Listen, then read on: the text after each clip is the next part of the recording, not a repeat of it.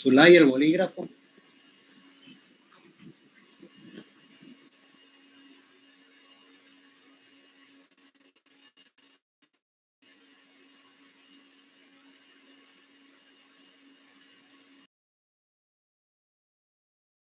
Recording in progress.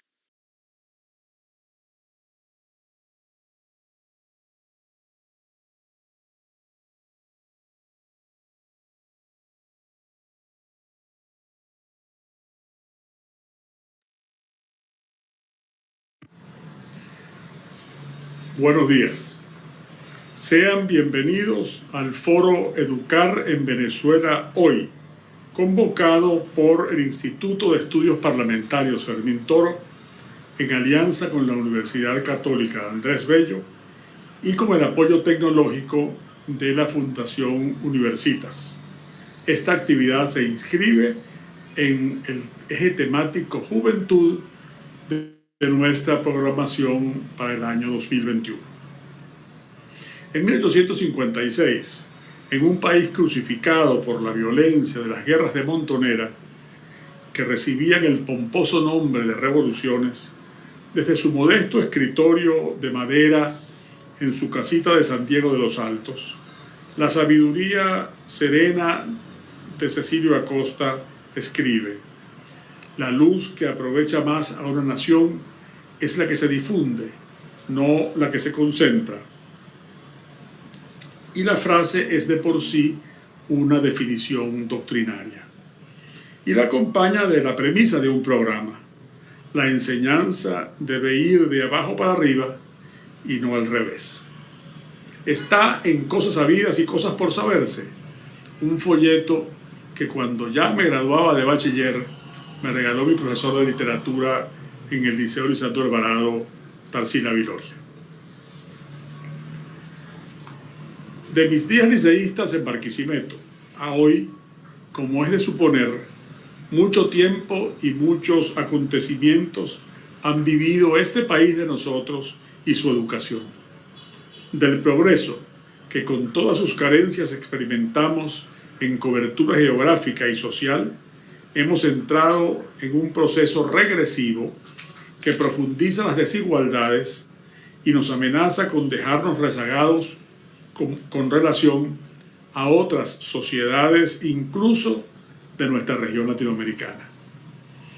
El dolor con el que constatamos lo anterior convive en nosotros con la admiración profunda y el sincero orgullo hacia los que no se rinden: maestros, padres, estudiantes, quienes nadando contra la corriente briosa y revuelta de las adversidades insisten en el heroísmo silencioso de enseñar y aprender, el más concreto acto de rebeldía que ante las fuerzas del retraso puede alguien atreverse. El crítico cuadro presente, cuya problemática es difícil de exagerar, en el campo pedagógico, socioeconómico, estructural, complejizado por la pandemia, será analizado desde sus respectivas miradas con sinceridad y compromiso con la esperanza por amigos que quiero y respeto, como los profesores Luisa Pernalete, Jaime Manso y Olga Ramos, así como un representante de los padres y de los estudiantes, Luis Ignacio Planas. Quisimos también escuchar el testimonio de 3 estudiantes. A ellos nuestro agradecimiento por su participación de hoy. Nuestra inconformidad con el presente tiene un sentido de esperanza que no puede pasar por alto lo que el mismo don Cecilio también dijo: quien aspire a otra cosa, enseñe y persuada que la luz es la única arma que penetra y no lastima, que conmueve y no trastorna. Gracias a todos ustedes por su compañía de hoy y a la diputada Amelia Belisario, parlamentaria y madre de estudiantes, por su amabilidad de moderar este encuentro. Con la diputada Amelia Belisario los dejo a todos ustedes. Buenos días. Buenos días. Bueno, muy buenos días. Agradecida, por supuesto, por esta oportunidad de compartir con estos ponentes que el día de hoy nos honran y al Instituto de Estudios Parlamentarios Fermín Toro por la oportunidad de acompañarlos en este foro tan importante. Son muchos los problemas que al día de hoy presenta la educación en Venezuela y los hemos venido arrastrando por años y por ello ha caído la calidad en niveles críticos. Hoy en día el docente, el núcleo de la educación de calidad, no tiene condiciones personales, laborales, carece de la posibilidad inclusive de acceder a la formación profesional. Los insuficientes salarios que reciben nuestros educadores producen que al día de hoy tengamos menos del 40% en los planteles del personal necesario para poder impartir clases. Y en el año 2020, cifras denunciadas por Provea, cerca de 1 millón de niños estuvo sin educación en Venezuela. Todos los niveles educativos han sido afectados por la pandemia, por el abandono del Estado y las precarias condiciones de vida que atraviesan al día de hoy nuestros docentes. Para ellos toda nuestra solidaridad y por supuesto también para las familias que hoy están atravesando por esta difícil situación de criar y educar a los hijos desde el hogar. Hoy hay más niños faltando a clases por falta de comida o transporte, hay más maestros yéndose de las aulas de clases por las pésimas condiciones, hay más escuelas deterioradas, hay menos presupuesto para las universidades. Nuestra población estudiantil en una situación de pobreza, el 35% de los estudiantes no va a clases porque no cuenta con desayuno, almuerzo o ambas. Es decir, al día de hoy este foro cobra mucha importancia para el análisis desde las diferentes perspectivas y por eso nos acompañan nuestros ponentes el día de hoy y agradecemos por supuesto la oportunidad de debatir desde las diferentes visiones, de aprender todos juntos y, por supuesto, de hacer propuestas para que finalmente desde la visión esperanzadora que comentaba el doctor Aveledo podamos avanzar y construir realmente la educación de calidad que merecemos todos los venezolanos. Para entrar ya, dar inicio a este foro, entonces vamos a presentar videos testimoniales, 3 videos de estudiantes venezolanos. Daniel Godoy, Clara Aveledo y César Pérez Rodríguez, testimonio para dar inicio y entrar ya en la dinámica de este foro. Por favor.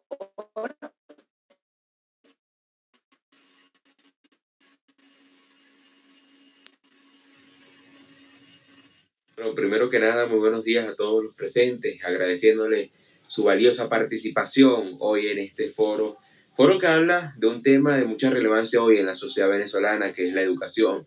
Como ya lo mencionaron, mi nombre es Daniel Gómez, actualmente graduando de los estudios de educación media general. Gracias a Dios, este año culminé mi estudio de bachillerato. Han sido 2 años a distancia, 2 años educativos muy fuertes, de mucho contraste, de muchos pros y contras. En lo personal yo diría más contra que pro. Pero esos pros han permitido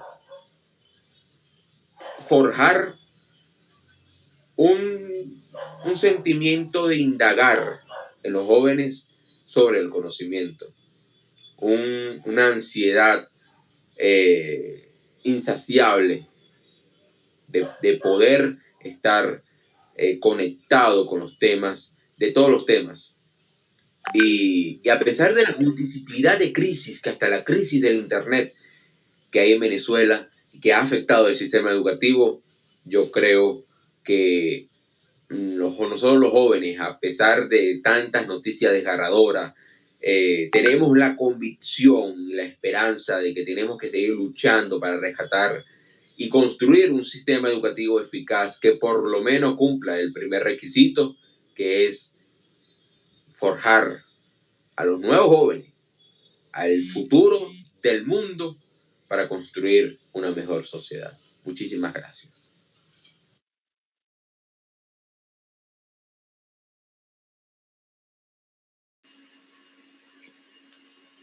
Continuamos con el video del estudiante Clara Aveledo.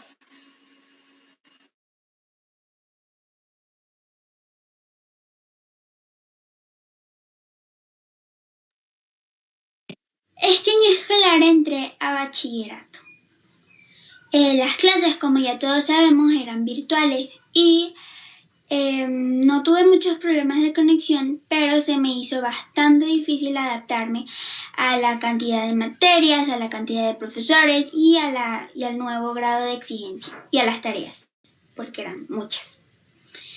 Lo que menos me gustó fue que habían profesores que ya que exigían mucho y otros que exigían no tanto, pero los que exigían mucho era muy difícil sacar una buena nota o una nota por la cual yo me sintiera orgullosa en esas materias. Y además, la gran cantidad de tareas era para mí una locura y bueno, fue un poco difícil algunos momentos en el año escolar. También que mi relación con los profesores no era la mejor porque hay veces, además de por la exigencia, porque hay veces que tomaban unas decisiones que no me gustaban. Pero lo que sí me gustó fue que a pesar de todo, los profesores intentaban que nosotros nos divirtiéramos con sus tareas o con sus clases. Entonces habían veces que nos mandaban unas tareas muy creativas o nos hacían pasar muy buenos momentos en clase. Y que todo lo que me enseñaron me quedó muy bien aprendido. Y a pesar de todo lo que no me gustó y los problemas que tuve para adaptarme, de todas formas en este año me apliqué muchísimo más de lo que me he aplicado antes y logré ganar muy buenas notas y ganarme el premio a la excelencia académica, que es un premio que dan en la alcaldía de Baruta.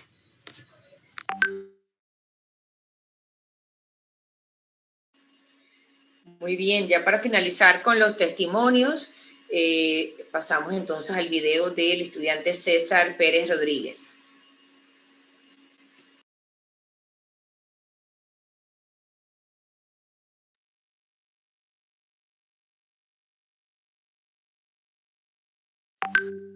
Estudios durante este año escolar. Al principio era un poco complicado ya que trabajamos era por medio de guías que en vez de facilitarnos el trabajo nos los complicaba, ya que nos causaban más dudas y nos sembraban más dudas de las que ya teníamos. Recuerdo muy bien que empezamos a trabajar con plataformas como Gmail. Posteriormente empezamos a trabajar con WhatsApp para aclarar ciertas dudas que tuviésemos o para que el profesor aclarara ciertas cosas sobre ciertas actividades.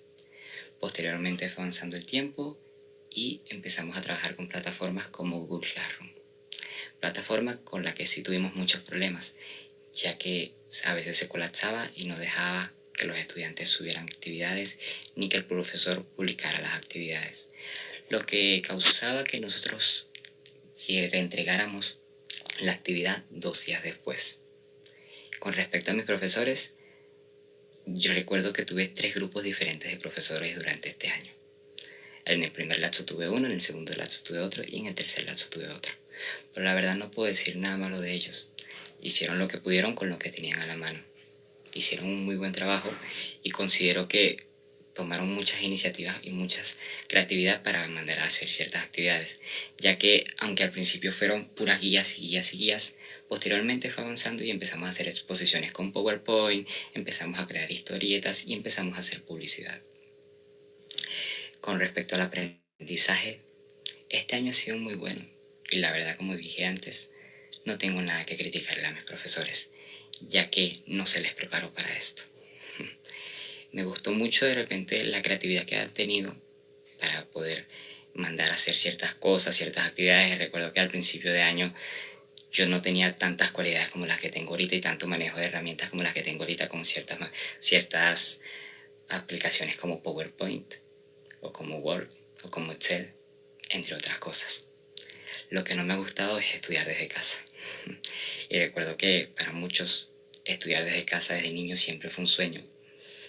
Y ese sueño se derrumbó cuando de repente recibimos esa primera guía y no entendíamos mucho.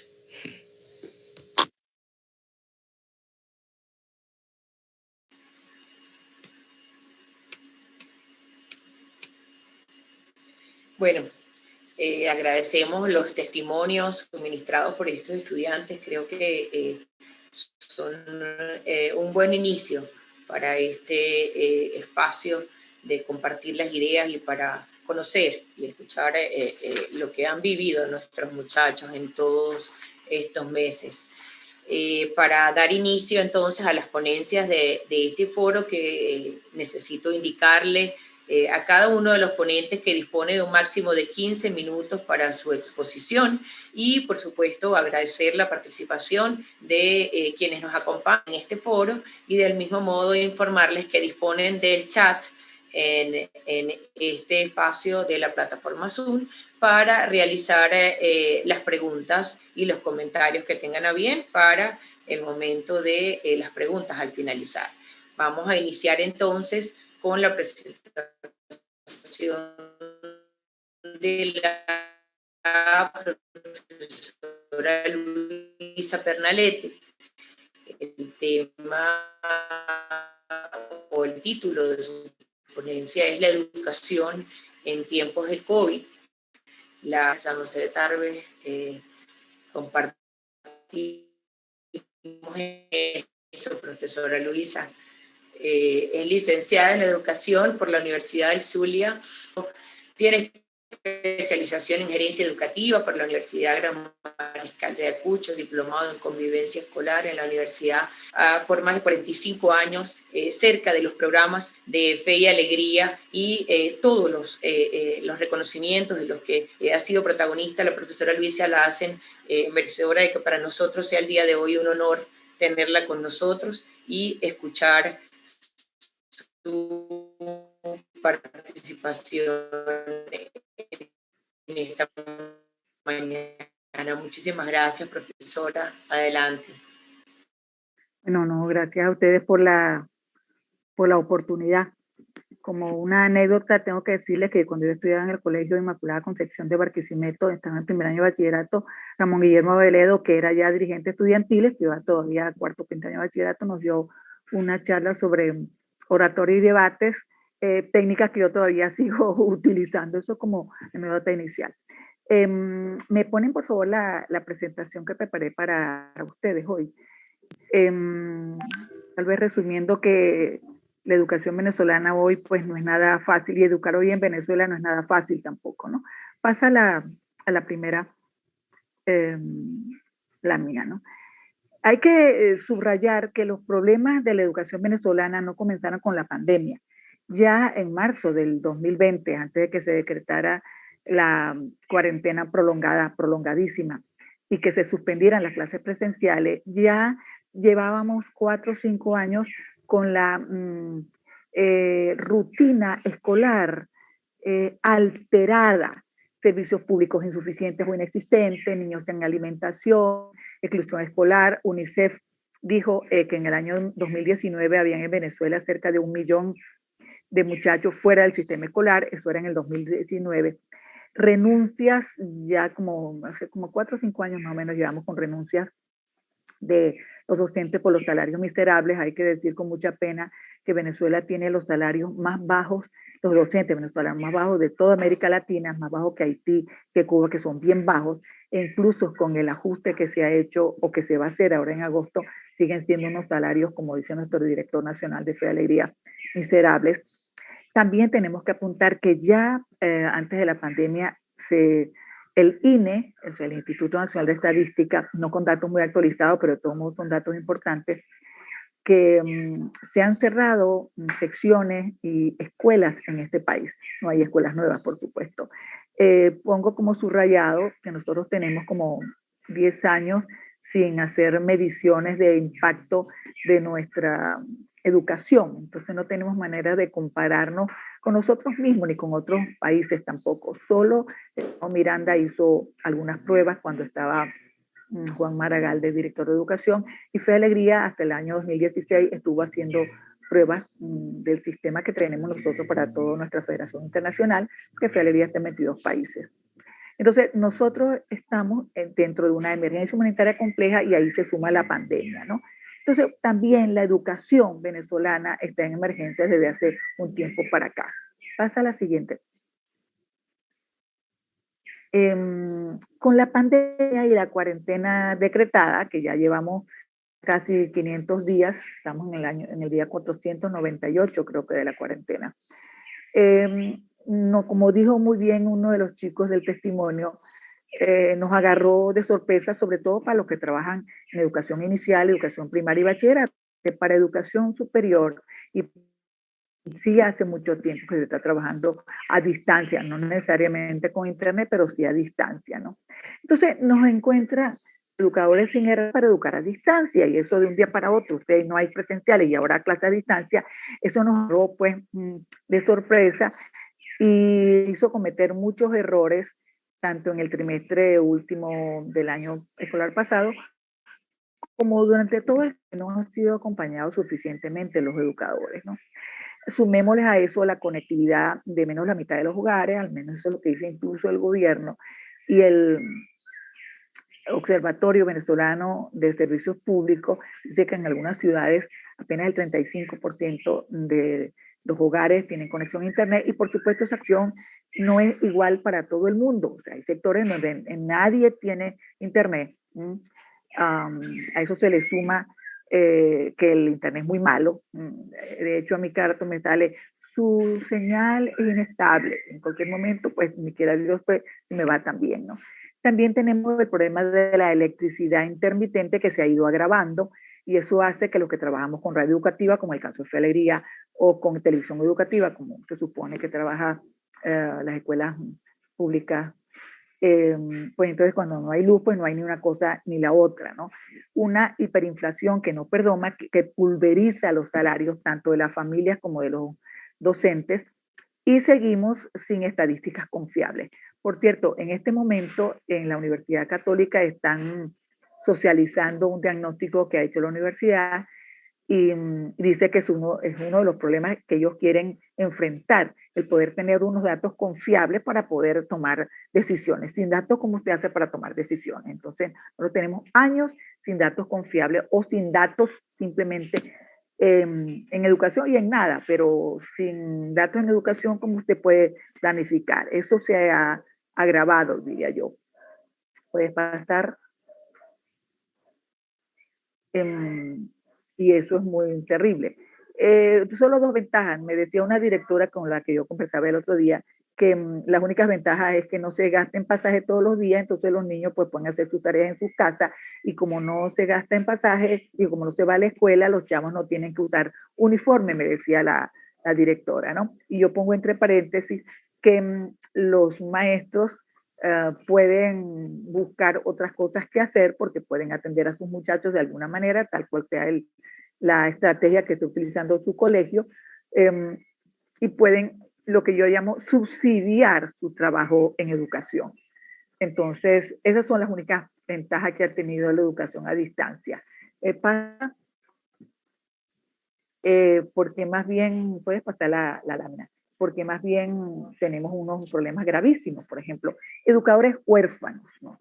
Sin conocimiento suficiente para educar a distancia, ¿no? Y no hablo solamente del problema tecnológico, hablo de cómo se puede planificar para educar a distancia, que es distinto a la planificación en el sistema presencial, ¿no? Sin equipos, los educadores no pueden comprar una laptop, y no se ha hecho como en otros países, por ejemplo, como en República Dominicana, que cuando se comenzó el trabajo de educación a distancia, empezaron a dotar a las escuelas de educación con computadoras, para que cuando estos educadores ya salieran, pues tuviesen con qué, y empezaron también a mejorar su servicio de internet, ¿no? Bueno, aquí ni una cosa ni otra, ni equipos ni internet.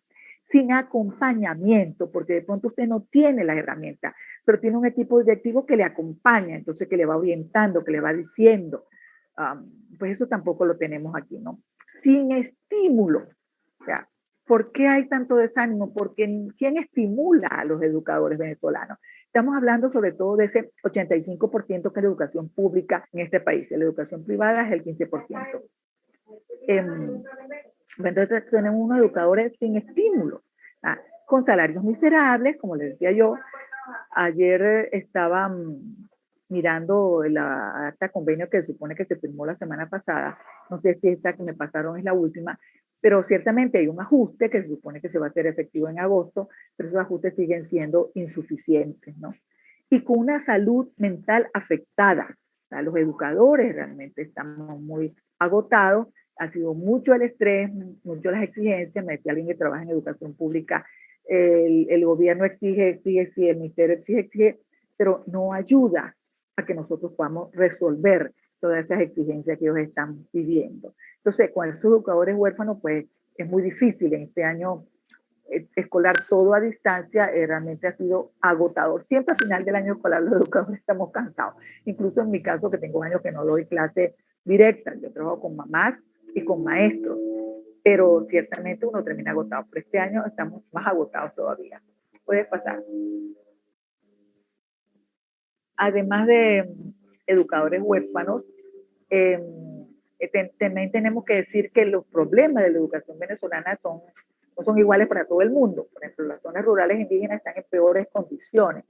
En ese diagnóstico que estaba haciendo la Católica, pues que me salí para poder entrar aquí a este foro, dice que el 53% de las escuelas venezolanas son rurales. No significa que el 53% de los alumnos sean rurales, pero sí son rurales las escuelas. Hay más escuelas rurales que escuelas urbanas. Y las escuelas rurales están en peores condiciones. Es un dato nada más. La escuela nuestra que queda en el estado de Nueva Esparta, tenemos 155 alumnos, solo 10 representantes tienen teléfonos celulares inteligentes. Entonces, claro, ¿cómo usted trabaja con WhatsApp con una población que no tiene teléfono inteligente? Porque además no hay internet en el barrio, ¿no? Los niños dejados atrás, que son esos niños cuyos padres, madre, los dos o uno solo se ha ido, eso los tiene en una situación vulnerable, escuelas sin maestros, y yo me pregunto cuántas direcciones las tenemos acéfalas. Pásale porque creo que para poder cumplir con el tiempo que ustedes están pidiendo.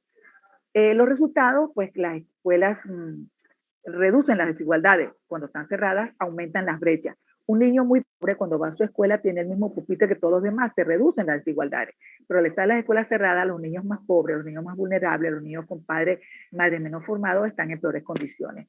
En la práctica, como bien lo dijo una de las chicas,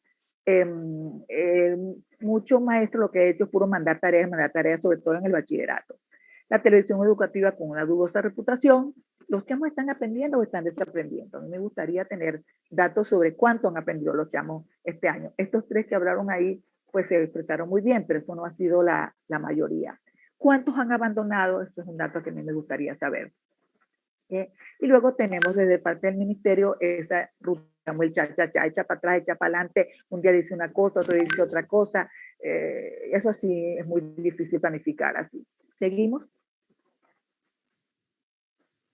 Resultado, pues yo no sé, pero creo que tenemos que hacer una evaluación muy seria y descarnada de lo que ha sido este año escolar. Pasa la lámina. Dice que mi conexión en internet es inestable.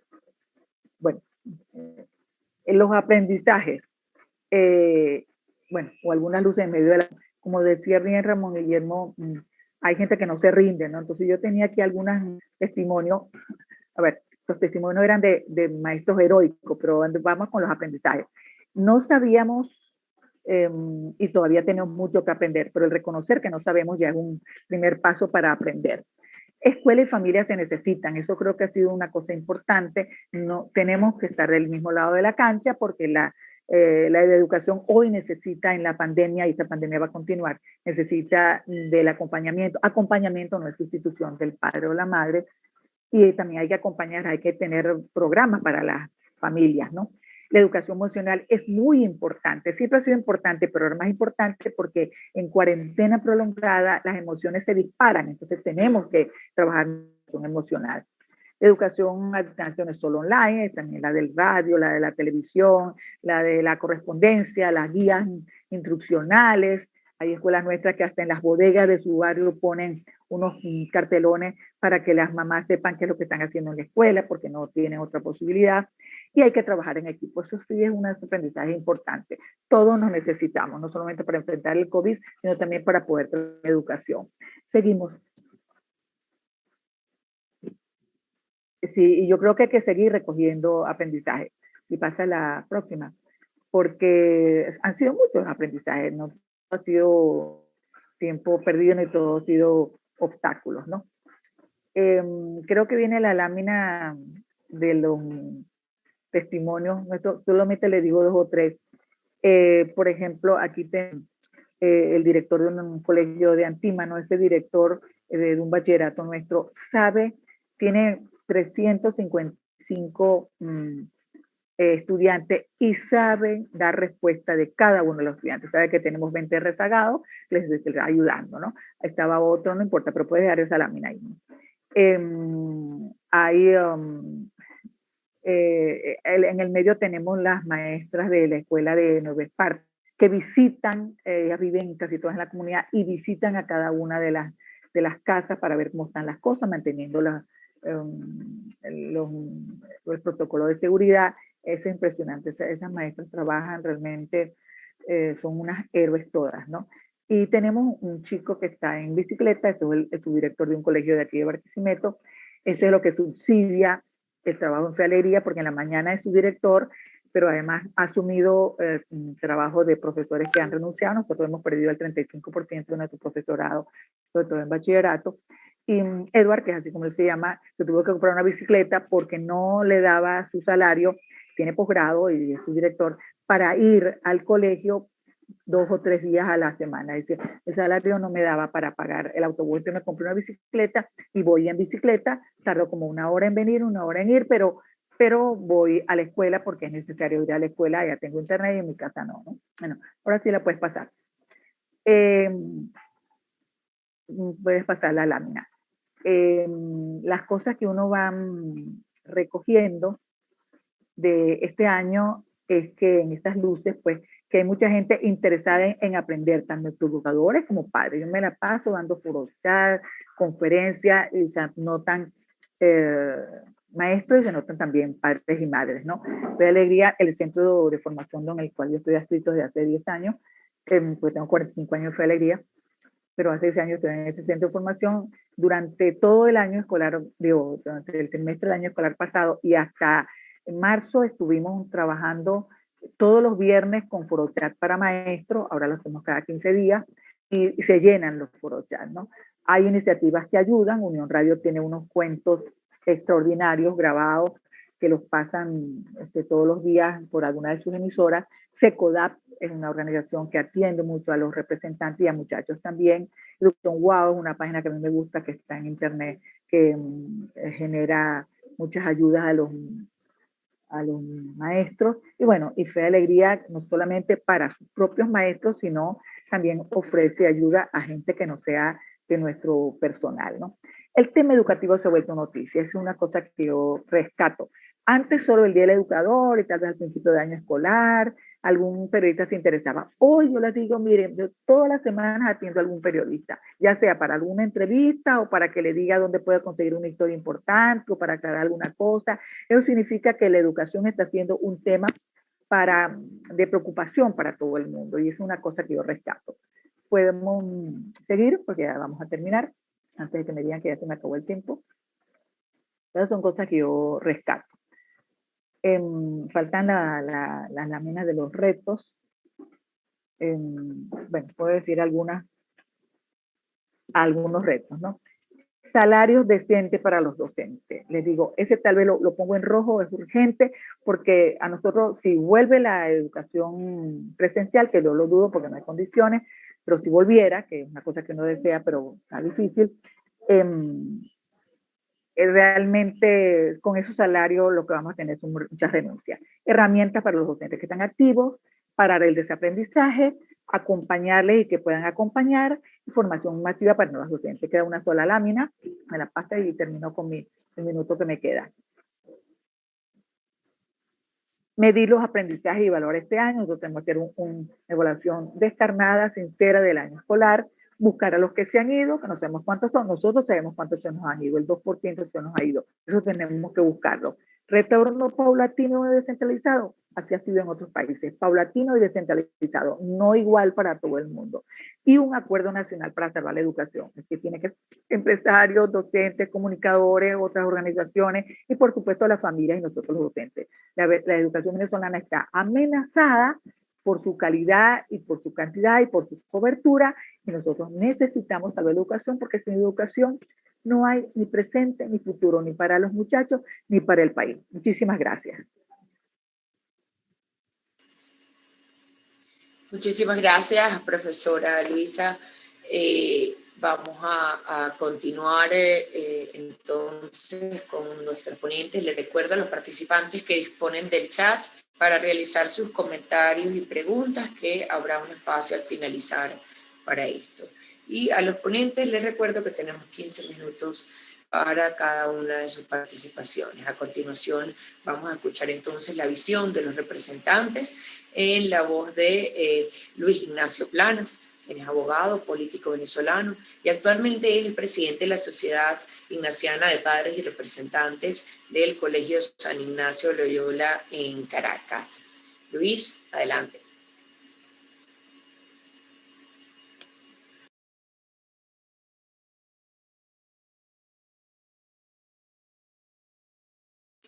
Tenemos un problema con el audio, Luis, no hemos logrado empezar a escuchar.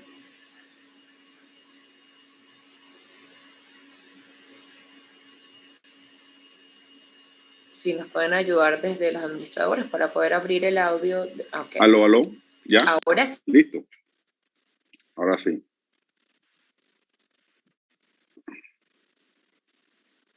Aló. Muy bien, ahora sí escuchamos, Luis. Adelante. Ahora estamos perfectos, sí. Unos pequeñitos detalles.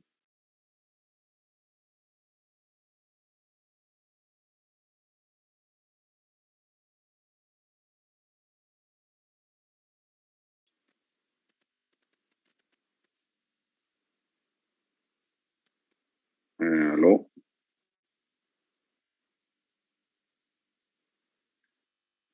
Aló. ¿Me escuchan? Sí, perfectamente, Luis. Adelante. Ok, perfecto. Gracias. Bueno, muchas gracias, Amelia. Buenos días. Quiero empezar por agradecer a los organizadores de este foro la oportunidad de compartir la visión que los padres desde la familia tenemos sobre la situación actual de la educación en Venezuela, para compartir mi visión. Y gracias a Ramón Guillermo, que tuvo la gentileza de invitarme a participar en esta actividad con tan importante figura del sistema educativo y que conocen la educación en Venezuela. Para comenzar por el final, podemos resumirla en dos frases, esta visión que compartimos. En primer lugar, de honda preocupación, y en segundo lugar, de optimismo moderado. Honda preocupación por la situación de la educación en Venezuela. El deterioro de la educación es un proceso previo a la llegada de la pandemia, como bien lo apuntaba Luisa Pernalete en su intervención. Muchos estudios señalan un importante deterioro de los indicadores de cobertura y calidad educativa en nuestro país en los últimos 10 años, aunque es un proceso que se ha extendido más allá de 10 años. En los últimos 10 años es evidente el deterioro que ha existido en estos indicadores de cobertura y calidad. Robustos trabajos de centros especializados y universidades destacan gravísimas fallas en el sistema educativo venezolano. Hay estudios interesantísimos, la propia Universidad Católica Andrés Bello, otros centros especializados, han advertido sobre la gravedad de la situación de la educación en Venezuela.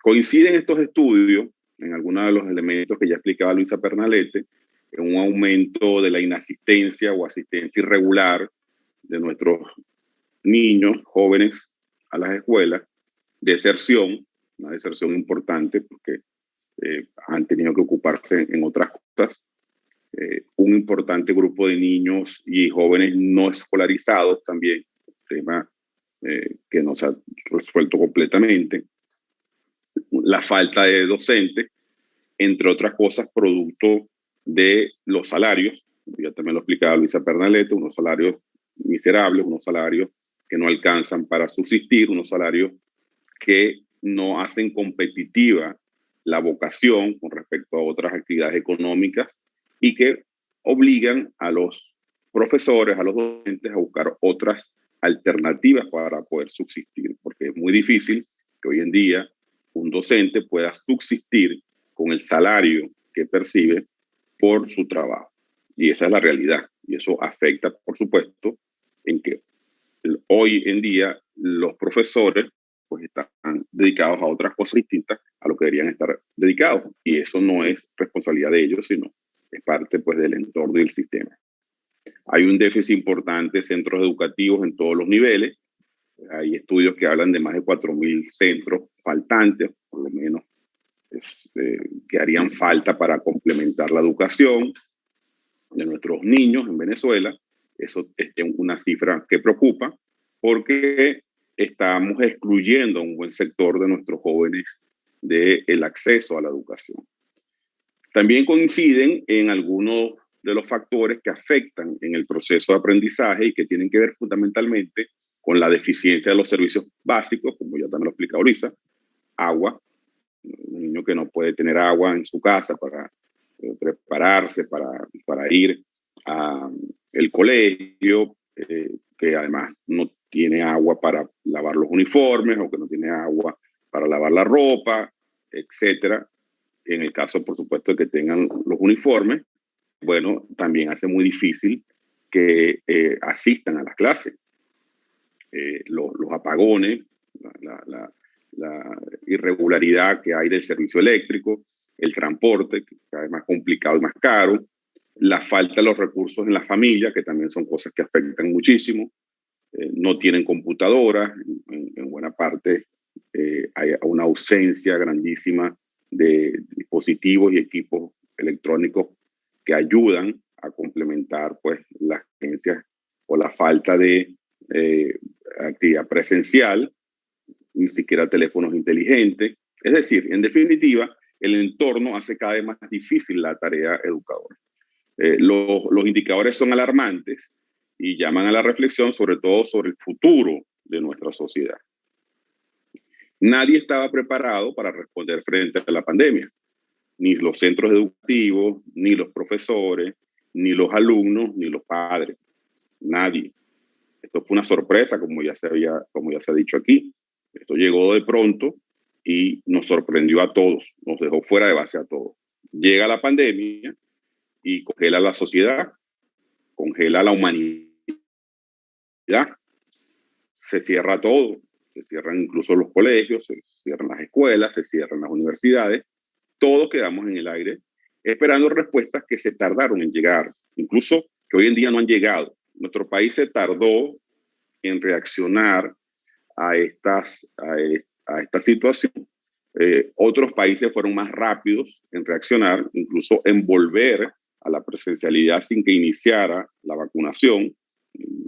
En algunos países de Europa los niños regresaron a clases sin que se iniciaran estos procesos de vacunación que hay hoy en día. Y de alguna manera pues emparejaron la situación y pudieron de alguna manera normalizar todo lo que se refiere al tema educativo en sus países y en sus sociedades. Con esto que sucede, pues el rol de los padres en la educación de pronto se convierte en un rol mucho más relevante. Es aún más relevante el rol que le corresponde vivir a los padres en torno pues a la educación de sus hijos. Toca involucrarse más. Y esto en principio sin la capacitación suficiente para ayudar a los hijos en el aprendizaje desde casa. Nos cae sorpresa, estamos acostumbrados a una educación de una forma en la cual el peso fundamental, no exclusivo ni único, por supuesto, está en manos de los docentes, de los profesores, pero de pronto ahora toca que los padres asuman un papel más preponderante en la formación a raíz de esta pandemia. Pero esas dificultades se consiguen o son dificultades con las que se consiguen las familias justamente producto de esa sorpresa. Entonces no hay orientaciones claras, en algunos casos sin conocimiento en algunos de los padres representantes en informática y nuevas tecnologías, no hay información, no hay planificación. Y esta situación lleva, por supuesto, a tener que reformular todo lo que se había estado haciendo hasta los momentos, desde las casas, inclusive dentro de la familia. Dada que la educación actual está dando a través de tecnologías de la información, todos, profesores, alumnos y padres, han tenido que adaptarse a un nuevo método de estudio, novedoso, que no conocíamos, interesante, pero que, sin lugar a duda, ha costado descifrarlo también. Y esto a través del ensayo y error, pese a los grandísimos esfuerzos de los centros educativos públicos y privados por adaptar la metodología en una gran incertidumbre que hay en el país, porque tampoco hay políticas claras gubernamentales que orienten y que faciliten esa adaptación. Nosotros, y con esto me tomo una licencia de comentar o de compartir una acción pues, que se llevó adelante en un colegio privado, que es donde yo ejerzo la representación de los padres, a través de la sociedad de padres, que es el Colegio San Ignacio Loyola en Caracas. Nosotros tuvimos que preguntar, en algún momento tuvimos que realizar 2 encuestas a los padres para que los padres de alguna manera también nos ayudaran a orientar las respuestas del colegio y la adaptación del colegio a este nuevo modelo de educación. Entonces, ese primer trimestre que tocó realizar, pues bueno, fue realmente complicado, fue realmente complejo, pero hicimos pues una evaluación a raíz de estas encuestas que se realizaron. Pudimos recoger mucha información, muchas observaciones, muchas propuestas, y eso ayudó a reformular entonces la metodología. Se arrancó el año con esa metodología reformulada y bueno, se fue otra vez adaptando y fuimos otra vez recogiendo impresiones, observaciones, y fuimos haciendo los ajustes, o el colegio, la dirección del colegio, fueron haciendo los ajustes necesarios para poder mejorar todo lo que había que mejorar. Pero esas son iniciativas que, por supuesto, hay que tratar de expandirlas pues, en donde se pueda realizar y donde existan sociedades de padres organizadas. Los padres tuvimos también que regresar a clases. En la modalidad de la escuela en casa aumentaron nuestras responsabilidades como padres. Vigilar la puntualidad en las sesiones y las clases. Porque si no, al tener la clase desde la casa, se puede relajar muchísimo y se relajó muchísimo, por supuesto, lo que se refiere a la puntualidad de las sesiones de clase. Eso significa tener un horario para levantarse, arreglarse, comer, presentarse a clase frente a la pantalla, como lo haría en una clase presencial, como si nuestro hijo estuviera acudiendo a una clase presencial. Eso significó establecer horarios con el propósito de complementar sus tareas y actividades de la forma más eficiente posible, supervisar y orientar en el uso de las herramientas digitales, anotar las indicaciones del maestro. Tocó también a los papás saber cuándo, cómo, dónde se encuentra el material de estudio que el niño va a utilizar, las tareas que tiene que realizar, cuidar que no estén haciendo uso de las redes sociales o juegos en línea mientras se conectaban a clases, porque siempre está la distracción o la posibilidad de distracción de que nuestros niños, pues, mientras están oyendo en teoría sus clases, estén también jugando en línea o con los juegos dentro de su dispositivo. En fin, acompañar más de cerca el proceso de formación de nuestros hijos. Por supuesto, el nivel de participación de los padres depende de la edad del niño y del hijo. Sus necesidades y otros aspectos contextuales también. Los más pequeños han necesitado más apoyo que los más grandes, ¿no? Y eso es importante también resaltarlo. Ha sido una experiencia de aprendizaje para todos, en definitiva, sin excepción, para todos los actores involucrados. Podemos decir que se nos adelantó el futuro. El futuro lo trajimos y lo adelantamos.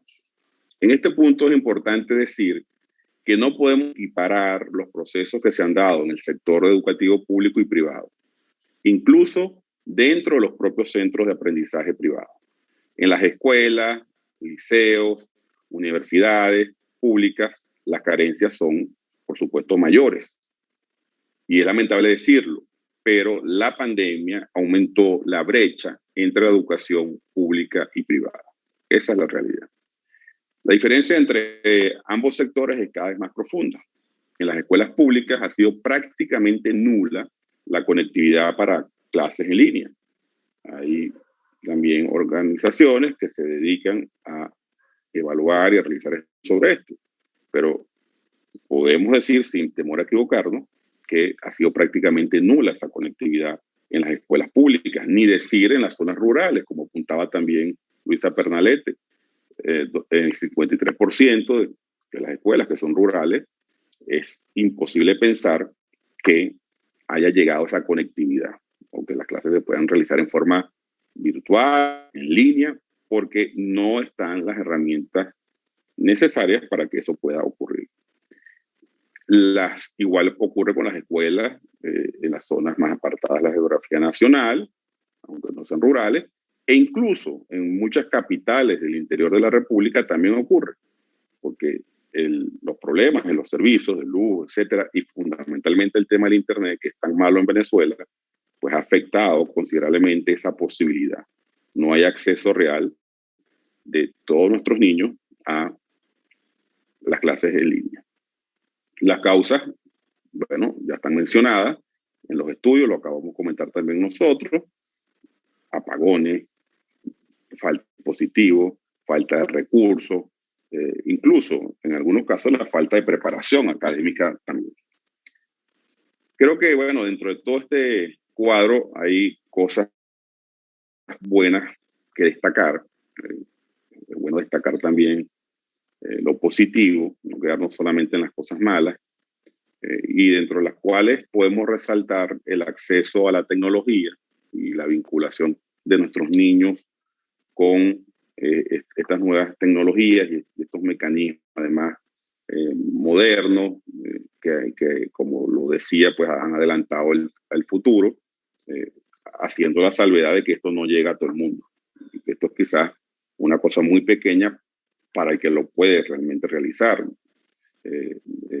Luego, las nuevas iniciativas de los profesores y alumnos, o sea, para transmitir y recibir los contenidos, bueno, han tenido que pensarse en nuevas iniciativas, en nuevas formas, y eso creo que ha sido positivo dentro de todo. Ha obligado también a mayor creatividad, sobre todo los profesores. Los profesores adaptaron el contenido académico a la educación virtual o a educación a distancia, porque podemos hablar solamente de educación virtual.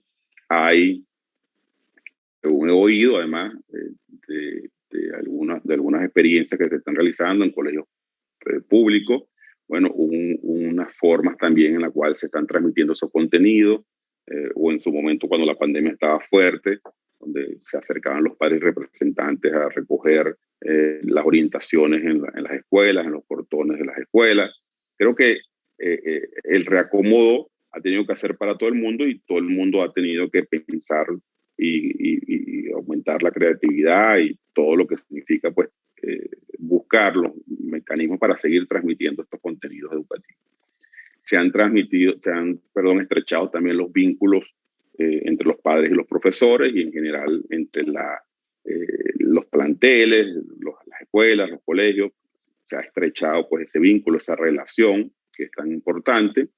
Y en lo que nos toca a nosotros, pues también ha habido mayor participación de los padres en la educación. Eso también creo que es algo positivo que podemos resaltar. Cosas malas, bueno, el distanciamiento social, en el estricto sentido de su significado. Esto ha sido un distanciamiento social de verdad. La gente no se podía comunicar, no se podía reunir, no se podía juntar. Eso obliga, pues, a una falta de relación humana. Hay una ausencia de esa relación que siempre ha sido también tan importante.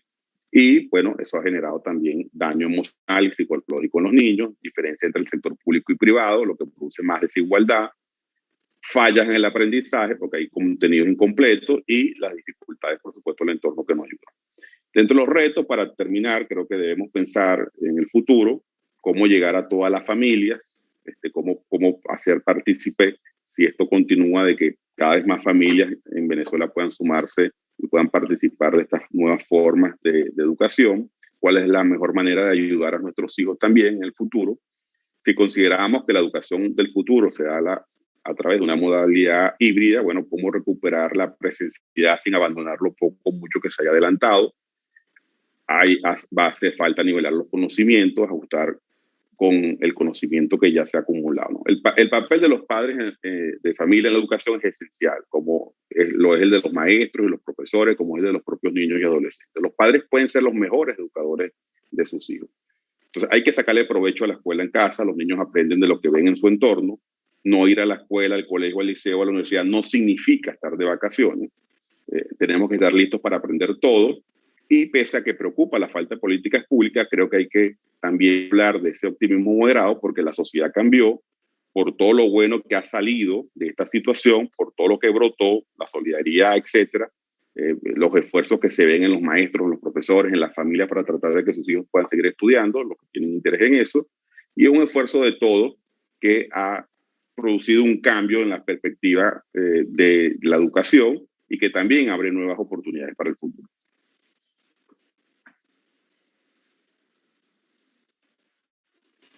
Muchísimas gracias, Luis, por compartir con nosotros esta perspectiva que además comparto plenamente, nos ha tocado muy duro como padres desde los hogares. Y bueno, y compartir esta responsabilidad con los docentes creo que también ha sido una gran oportunidad de aprendizaje para todos en este momento tan difícil. Para continuar, quiero dar entonces la oportunidad a la profesora Olga Ramos, quien nos va a compartir su ponencia denominada Políticas Públicas y la realidad de la educación. La profesora Olga es nacida en Caracas, es urbanista, egresada de la Universidad Simón Bolívar, especialista en sistemas de información geográfica de la Universidad de Girona, España, experta universitaria en indicadores y estadísticas educativas de la CAEU IONET de España, con diploma en análisis de redes políticas en Chile, curso de estudios de maestría en desarrollo de ambiente en la Universidad Simón Bolívar.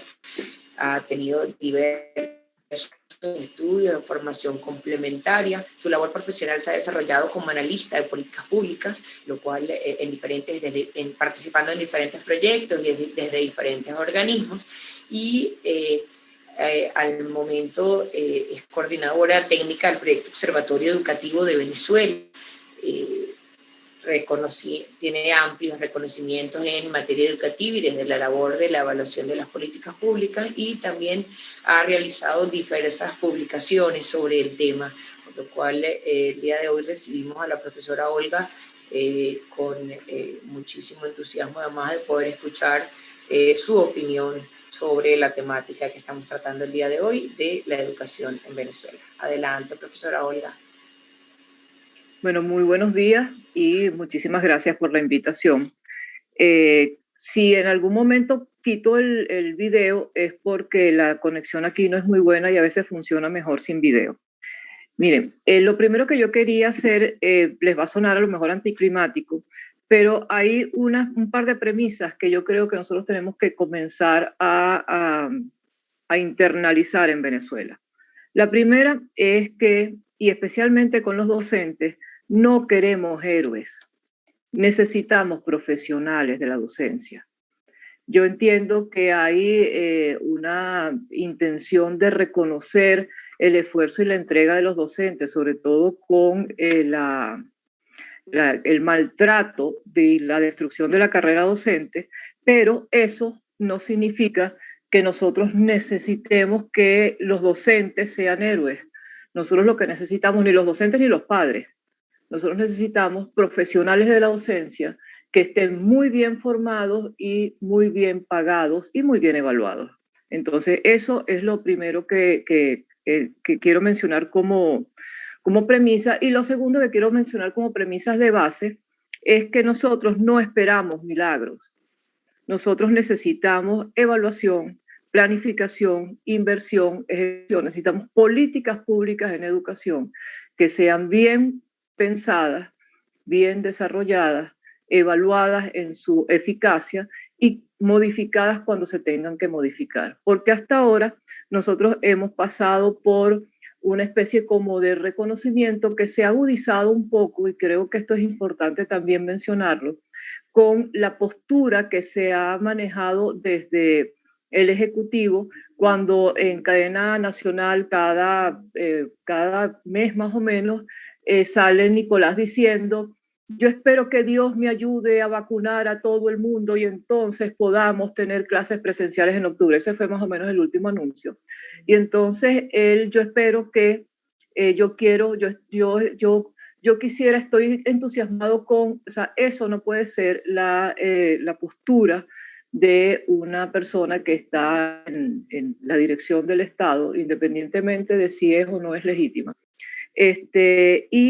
Nosotros necesitamos que haya una actitud muy distinta en todos los niveles con respecto a lo que se exige en educación. Esto, obviamente, como lo dije al principio, no significa que no vayamos a reconocer la entrega y la iniciativa y la creatividad, sino que hay que poner las cosas en su lugar. Por ejemplo, nosotros vimos cómo cuando comenzó la pandemia se creó el plan Cada Familia Una Escuela, que dijo ser un plan de educación a distancia diseñado como clases presenciales por televisión. Eso no es educación a distancia, bien lo decía Luisa cuando intervino. Entonces, después del primer año de instrumentación de la cosa, el ministerio, apoyado por cierto por una instancia internacional, hizo una especie de inventario de las variantes que se habían instrumentado a lo largo y ancho del país, que estaban asociadas a distintas formas de resolver las dificultades.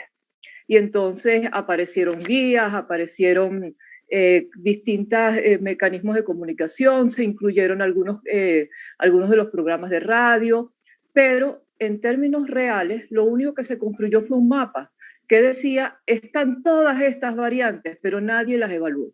Y entonces se pretendió arrancar este nuevo año escolar haciendo énfasis en que eso era el producto de la creatividad y resulta que nadie ha podido saber si en la zona rural donde se aplicó la variante 22, porque además eran bastantes variantes, los estudiantes aprendieron algo o no aprendieron nada. Entonces, eso es parte de la irresponsabilidad a la que nos tenemos acostumbrados, y digo tenemos en plural porque hay una responsabilidad ciudadana aquí, que pasa por la premisa de que esperamos milagros, cualquier cosa, cualquier solución es buena y no evaluamos lo que se está haciendo. Y como el tema en mi caso es las políticas públicas, pues obviamente yo quiero hacer énfasis en eso. Y paso entonces a una segunda tanda de premisas, y es que nosotros tenemos que tener muy claro que la educación es un derecho humano. Pero además, en Venezuela, la educación básica, que va desde inicial hasta media, es decir, desde que inicias hasta que te gradúas de bachiller, es obligatoria. ¿Eso qué significa? Que en Venezuela la educación básica es un derecho y es un deber. Por lo tanto, cualquier persona que nazca o viva en Venezuela tiene la obligación de cursar y formarse en educación básica y graduarse de bachiller. ¿Qué significa eso en la práctica? Que nosotros estamos obligando a la gente a formarse, a obtener una certificación en algo que, como ya todos sabemos, está muy mal planteado, más allá de la pandemia, porque lo de la pandemia y el Cada Familia Una Escuela es una de las desviaciones que por naturaleza se iban a dar por la piratería con la que se manejan los planes de estudio en el ministerio. Pero el concepto mismo de la formación en educación básica tenía muchos años en un franco deterioro. Y de hecho, nosotros entramos en emergencia humanitaria en educación, no solamente porque las escuelas se están cayendo y no tenemos maestros, sino porque el sistema educativo como tal no es pertinente, no responde a las necesidades del país. Y entonces allí vamos a el por qué la educación básica es obligatoria, y es porque educación básica, y esto corre así para todos los países, es el espacio, bueno, mejor dicho, la educación obligatoria, que en nuestro caso es la educación básica, es el espacio en el que se forman los ciudadanos y en el que se sientan las bases para el desarrollo de la vida plena de cada uno, pero también para el desarrollo de los países. Por lo tanto, cuando uno se enfoca en el proceso educativo y el sistema educativo, especialmente el que es obligatorio, uno mira que para poder evaluarlo tienes que identificar características que están asociadas a la realización de la educación como derecho humano, pero características que tienen que ver con la calidad y la pertinencia que están asociadas al modelo de país que tenemos. Y entonces es aquí donde entramos en Venezuela en un conflicto importante que tenemos que resolver.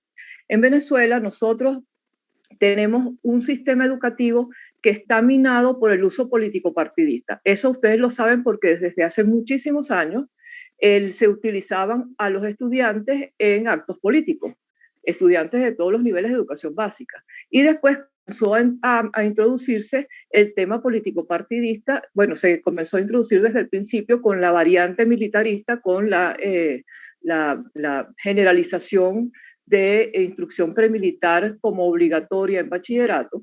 Entonces, esa variante militarista que pretendía la construcción que de lo que hoy conocemos como la visión cívico-militar que sustituye a la visión ciudadana, esa variante es parte del uso político-partidista que se ha hecho de la educación y que rompe con lo que está establecido en la Constitución, que estaba establecido en aquel momento y que cuando se hizo la nueva Constitución, pues se estableció de la misma manera. O sea, Venezuela no es una nación ni socialista ni cívico-militar.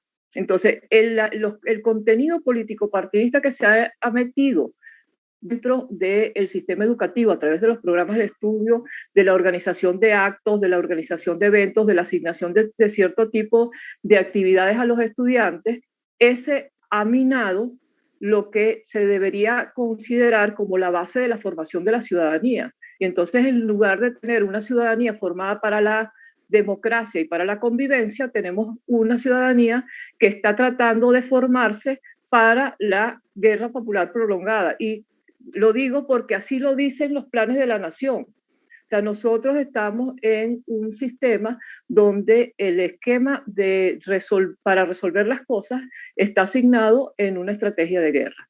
Entonces, todo esto tenemos un conflicto que hay que resolver. ¿Cómo se resuelve? Sin resolver ese conflicto, parte de lo que pasa en el sistema educativo siempre va a estar minado de baja calidad, de poca pertinencia o de impertinencia también, por cierto, aunque suene chistoso, y va a estar minado de un sesgo que no tiene nada que ver con el concepto de país que tenemos. Y yo les pregunto a ustedes, ¿efectivamente tenemos ese concepto de país o es algo que deberíamos tener que discutir en otro momento? Pero voy a parar esta parte ahí porque eso nos cambiaría el tema radicalmente y nos metería en un ámbito de discusión y de debate político, bueno, solamente político. Y no quiero dejar pasar el punto central de cómo abordar la emergencia, porque yo escuchaba a Luisa y veía que mencionaba varias cosas de cómo trabajar la emergencia más allá de la pandemia, y nosotros tenemos que tener muy claro que Venezuela tiene muchos años, desde que se declaró en emergencia, pero muchos años previamente, con una destrucción progresiva. Esa destrucción progresiva incluye, por ejemplo, que en términos de infraestructura se hayan desarticulado los planes que se establecían a través de FEDE para la reparación, ampliación, restauración de las escuelas, aparte de la construcción de las escuelas.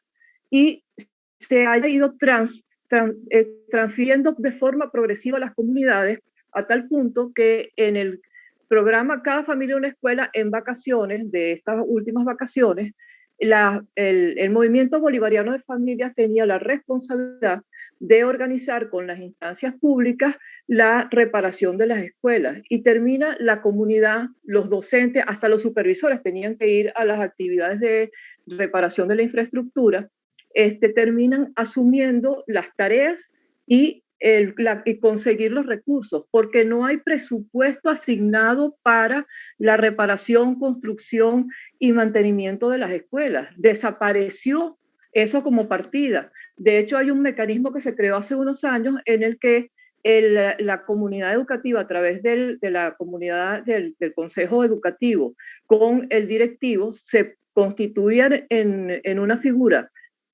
por elección, que es lo que se hace a partir de la resolución 58, se registraban y en una cuenta común entre la comunidad y el director, se podían recibir fondos de FEDE. Sin esa cuenta común no se pueden recibir fondos de FEDE, y eso significa que la escuela se queda sin ninguna opción de mantenimiento, porque no es que está programado, y si la escuela no tiene cómo manejar fondos, entonces FEDE hace la inversión directa. No. O sea, ahora, si tú tienes que hacer reparaciones en tu escuela, tienes que hacer todo un proceso administrativo que no está fácil de resolver porque las escuelas no tienen personalidad jurídica, para que entonces puedas entrar en concurso mandando una solicitud a FEDE a ver cuándo te toca.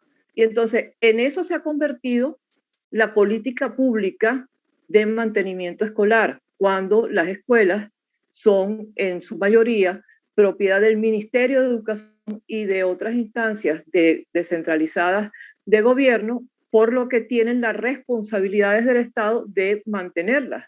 Y entonces aquí vamos a un punto asociado al derecho a la educación. El Estado, por su naturaleza, tiene la obligación de garantizar el derecho a la educación. Y parte de esa obligación es garantizar que haya condiciones adecuadas en las escuelas, que haya maestros bien pagados y bien formados, que la infraestructura esté en estado óptimo. Para eso tú tienes que tener planes de inversión en infraestructura.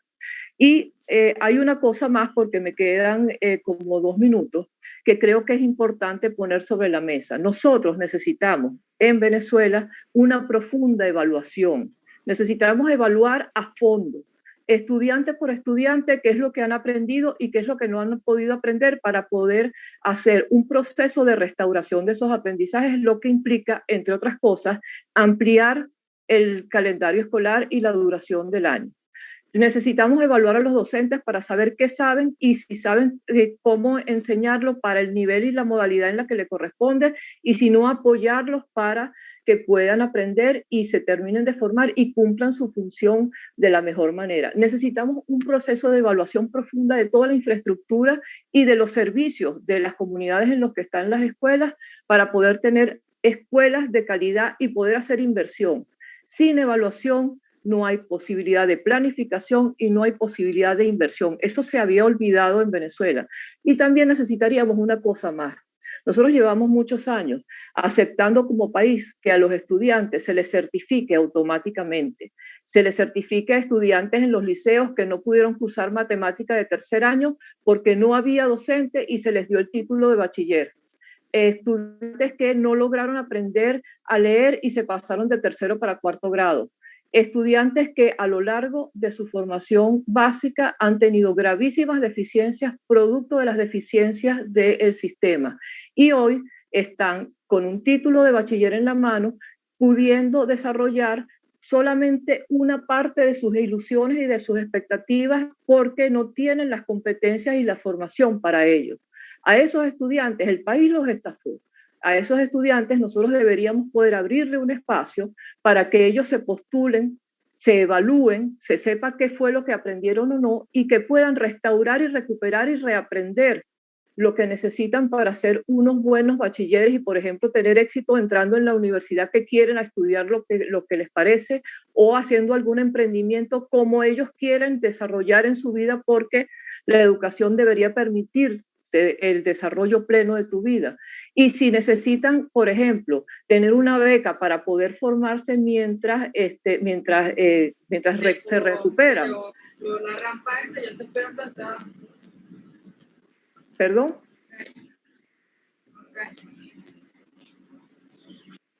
No te escucho, pero me imagino que eso significa que se me acabó el tiempo. Entonces lo dejo aquí. Nosotros tenemos una gran deuda con nuestros estudiantes egresados y necesitamos restaurarlo.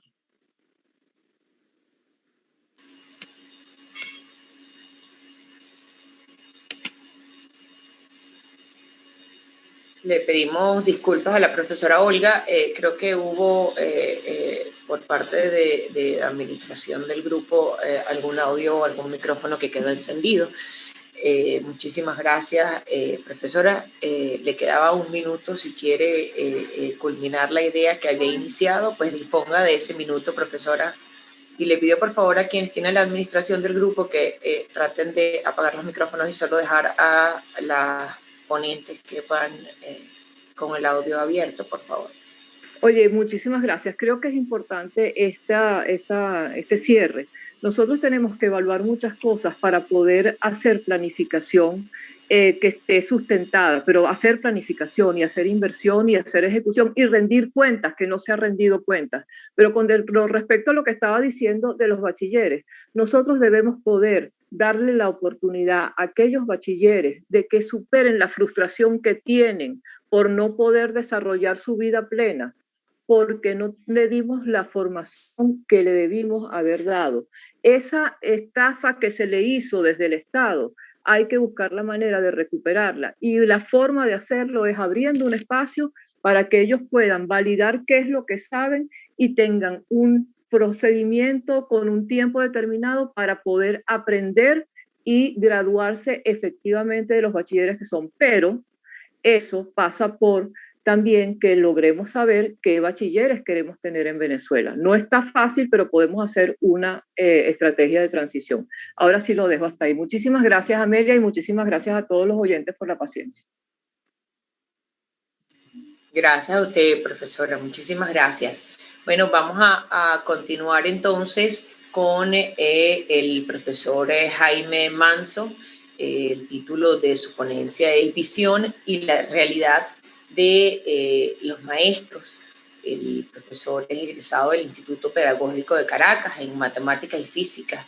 Fue presidente nacional de la Federación Venezolana de Maestros y presidente de la Comisión de Contraloría de la CTV. Fue directivo de la Federación Latinoamericana de Trabajadores de la Educación y la Cultura, secretario general adjunto de la Central Latinoamericana de Trabajadores, responsable político para la formación de la Universidad de Trabajadores de América Latina. Actualmente es presidente de la Asociación Civil Pro Fomento de la Educación Popular desde el año 2020. Profesor Jaime Manso, para nosotros es un honor entonces a partir de este momento escucharlo a usted y lo dejo para que pueda compartir con nosotros su ponencia. ¿Aló? ¿Me escuchan? Perfectamente, profesor, adelante. Buenos días. En primer lugar, quiero enviarle un saludo muy cordial al doctor Ramón Guillermo Aveledo, presidente del Instituto de Estudios Parlamentarios Fermín Toro, a la diputada Amelia Belisario, quien es en el día de hoy nuestra coordinadora y moderadora, a los organizadores de este foro, a los panelistas, la profesora Luisa Pernalete, Ignacio Plana, Olga Ramos, a todos los invitados y participantes en esta prestigiosa programación sobre un tema tan importante como es la educación. En segundo lugar, quiero dar las gracias a todos los organizadores que pensaron en mi nombre para integrar este panel sobre la educación. Comenzamos. Como todos sabemos, nuestro país vive hoy una profunda crisis. Quizás sea la mayor crisis en toda su historia republicana, lo cual ya es decir bastante, y lo peor es que nunca nos imaginamos que podía suceder, y por lo tanto no nos preparamos para afrontarla como era debido. Estamos en el epicentro de la dificultad y todavía no existe un plan coherente, creíble por la mayoría de la población que nos conduzca al final de la misma. La inmensa mayoría estamos persuadidos de que este régimen debe finalizar cuanto antes para ponerle fin al peligro definitivo. Y para algunos, mientras esto no suceda, no hay otra cosa en que dirigir nuestros esfuerzos. Muchos creen, y me cuento entre ellos, que a pesar de las dificultades que nos impone la dictadura en el día a día de nuestras actividades cotidianas, la obligación de todos nosotros es trabajar para evitar que las instituciones terminen de colapsar y acudamos a la destrucción total del país, convirtiéndonos en cómplices por omisión de la muerte del mismo. Es el caso de la educación, donde todos estamos involucrados, pero que pareciera que para algunos una gran mayoría, este no es un problema y dejan, como muchas otras cosas, que sean otros los que se ocupen del problema. Asistimos al desastre del sistema educativo como meros espectadores, sin darnos cuenta que con esta postura estamos aniquilando el presente y el futuro de nuestros propios hijos y nietos. No podemos seguir siendo cómplices por omisión de la destrucción del sistema educativo, y algo hay que hacer, a pesar que todavía no hayamos salido del nefasto régimen. Dejarlo para mañana, para cuando hayamos superado la dictadura, es demasiado tarde y los escombros que encontraremos van a ser muy difíciles de reparar. El sistema educativo. Lo más hermoso de la profesión docente es que ayudamos a la humanización de los seres humanos. El valor de la educación es la educación del valor. Educación y enseñanza suelen ser vistas como sinónimos y no son exactamente iguales. Enseñanza es transmitir conocimientos. En cambio, educación es transmitir conocimientos más un valor añadido. La educación es fundamentalmente la enseñanza de los valores humanos. Parafraseando a un insigne educador alemán, educar es transferir a otro con amor las ganas de desarrollar desde adentro hacia afuera toda su capacidad de recibir y forjar valores. La educación es la profesión más profundamente humana, ya que en la educación hombres y mujeres formamos a hombres y mujeres. Una máquina nunca podrá educar a un ser humano. Como todos sabemos, o por lo menos la gran mayoría, la educación en un país funciona como un sistema y como tal, todos los componentes de ese sistema deben estar ajustados para que los resultados puedan tener el éxito esperado.